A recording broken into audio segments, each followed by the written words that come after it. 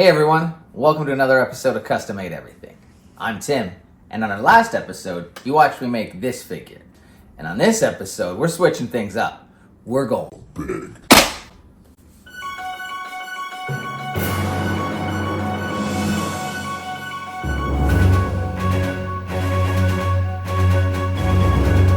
That's right, we're doing this giant 12-inch figure. This is an Imports Dragon figure, and normally I repaint over McFarlane figures. So I've never taken apart an Imports Dragon figure, but I sure know it's not going to fit in the same pot of water I put this small guy in. So let's go get our big pot, we'll get some hot water, and we'll see if this thing comes apart without breaking it.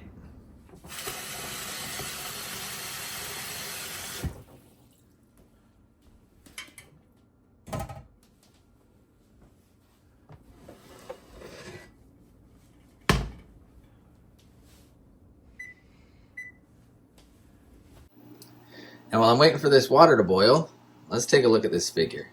Some of my concerns, well, two of them. One, getting this visor off without warping it or breaking it. As well, the sculpt of this mouth. It's a white mouth guard, but it just kind of makes him look a little bit like Beavis and Butthead. So I'm going to try and repaint that. Maybe make it look like teeth instead of a bright white mouth guard. Other than that, we just got to put this big guy in the water, heat him up, and hopefully this stuff comes apart same as a McFarlane figure does.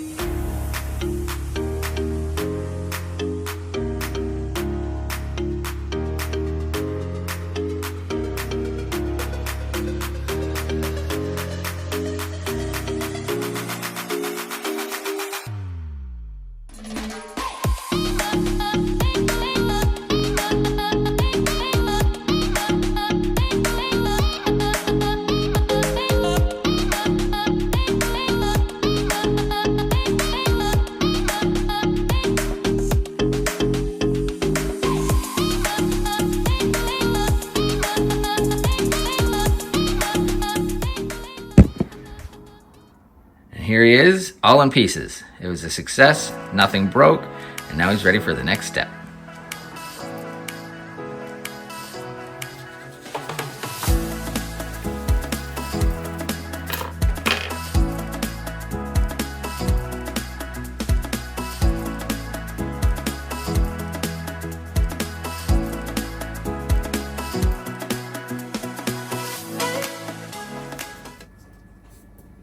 There we go, wet sanding's all done. Now the idea behind this wet sanding wasn't to get rid of the logos altogether. As you can see, they are still visible.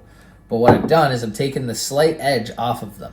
On previous customs that I've made, I've primed over the logos and you can still see the edge around them. So I find that giving them a quick wet sand takes that edge down, and now these pieces are ready for prime.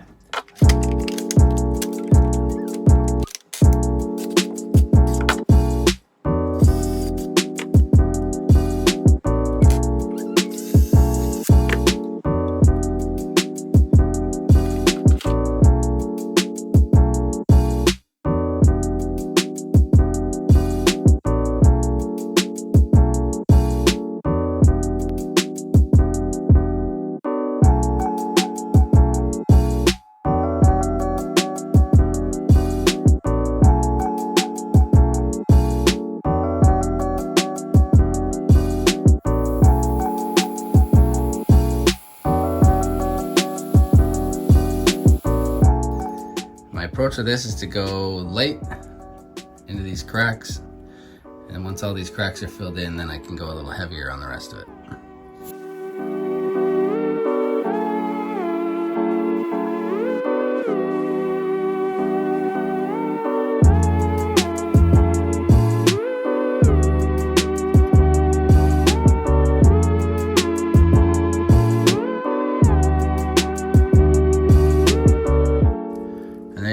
There is one coat done. We got it into all the valleys, and it's gonna need another coat to solidify this color, but I really like it.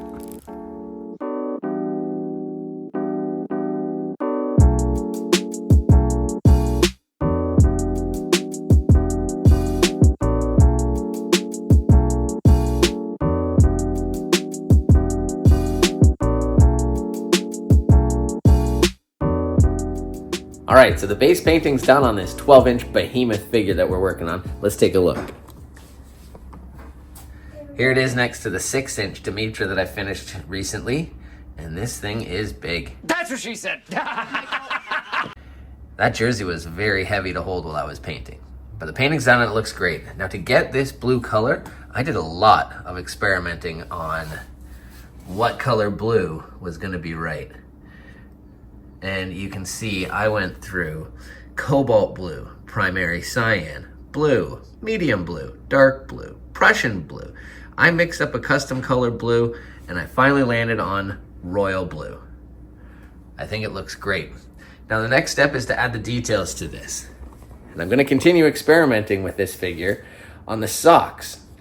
To get that perfect wraparound, I'm gonna try using tape. I know, it seems like I'm going backwards, but hear me out.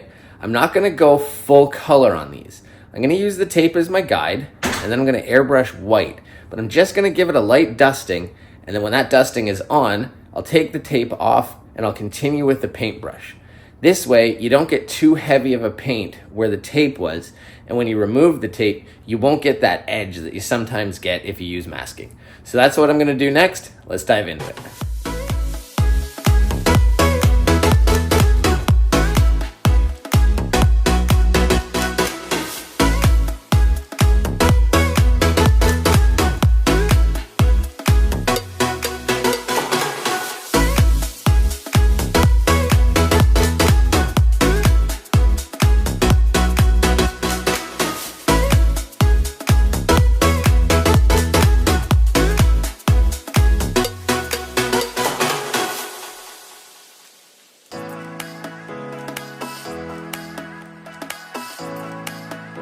There we go. We got the masking tape all on. This is gonna be a great guide so that we can go out into the garage, give this a dusting of white, and then when we take the tape off, if there's underspray, which there probably will be, underspray. Did I just make that up? It's when the spray goes under the tape. Anyways, I'm going with it.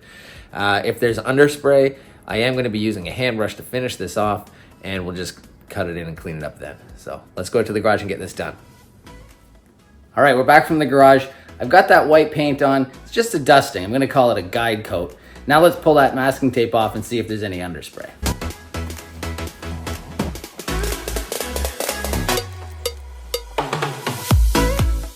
Oh, that actually looks nice and crispy. Upon close inspection, you can also see that there's no paint buildup. Where you remove this tape, sometimes you get a ledge of paint, and there is no ledge here. This looks great. All right, time to remove the rest.